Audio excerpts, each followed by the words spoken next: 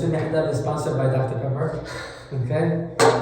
I thought you were being serious. Yeah, no. I just like Dr. Pepper. There's nothing that needs to be sponsored. This is just me and you having a limud. That's the greatest part. Yeah.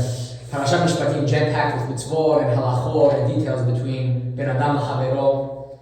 And Rabbeinu Avraham ben Hanabam actually says that, you have Ma'amad Har Sinai, such a great thing, and then you have all these details.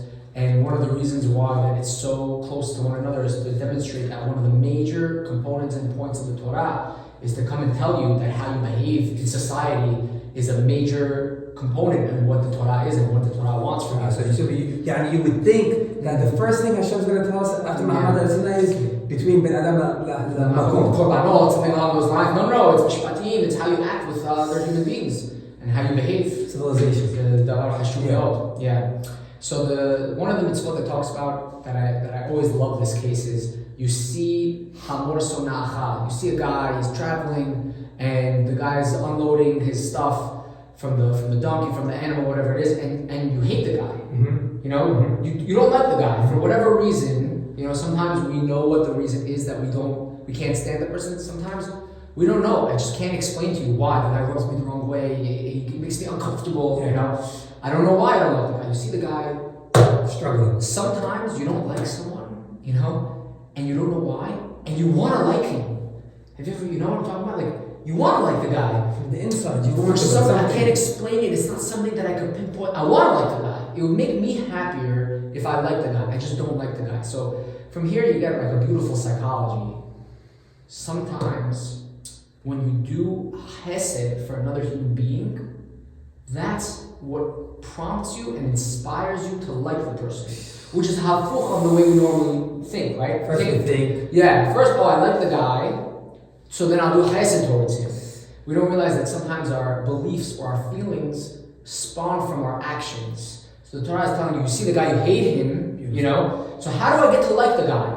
It's so opposite of what we think, but psychology supports this idea. When you do chesed towards him, it trains your mind because we don't like that cognitive dissonance. As human beings, we don't like to live in contradiction. So in my mind, if I did good to him, how could I not like him? It changes our brain thought process to say, if I did good for him, it must mean that I like him. And then we start to like the guy and have more positive. And that's why we want to help him out. Go help the guy that you don't like.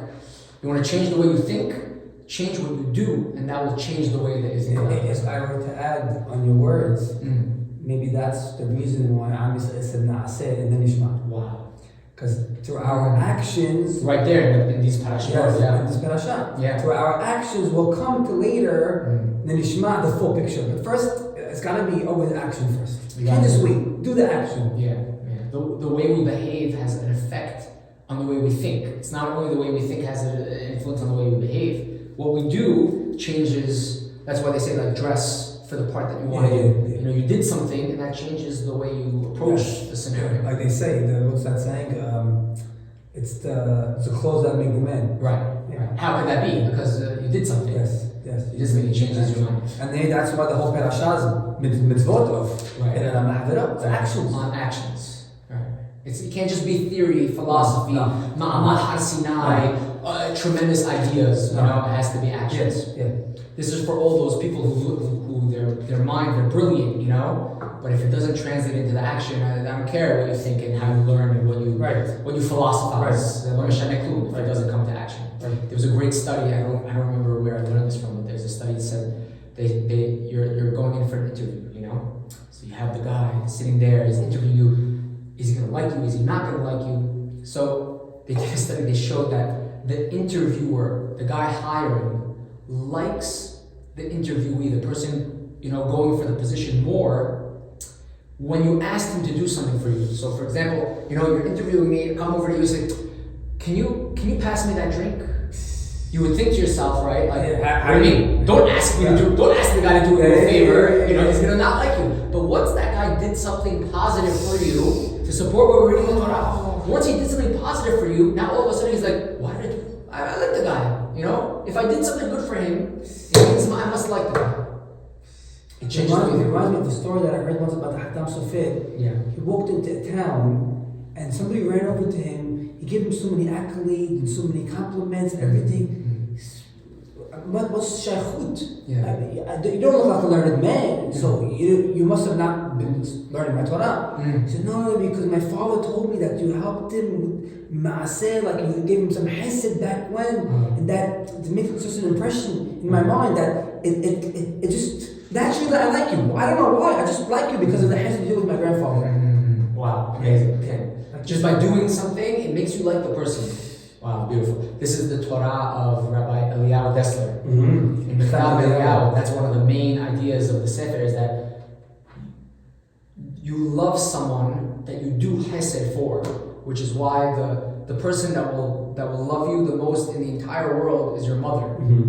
There's nothing compared to the love that your mother has for you, because no one does more for you than your mother. You could say, well, the reason why she does so much for you is because she loves you. Yeah, but you're nothing. Why? What did she? She did so. She had to do so much for you, and that created in her mind. It forced. She loves you because of what she sacrificed for you. So does that also play a part when the way to come to love Borei Olam is to do the mitzvot? Yeah. The more committed you are, it's not that your love for Borei Olam leads to the commitment only. Correct. Your commitment leads to your love for That's Borei why they say Olam. you shouldn't do the mitzvot. I mean, the level to come close to Hashem shouldn't be made up. Should be I want to do these things. He's so benevolent to me, so caring, so kind that I want to reciprocate and do an action. Through the actions you come to learn him. Like the Rambam said, how do you come to love Borei Olam? You see the ma'aseh, you go around, see what kind of world he created for you. Be'ezrat Hashem, we should engage in all of these acts, and we'll see Be'ezrat Hashem that our insides will grow, our internal will grow from our external actions. Amen. And we'll see the fruits of our labor. Amen. Amen. Shabbat Shalom.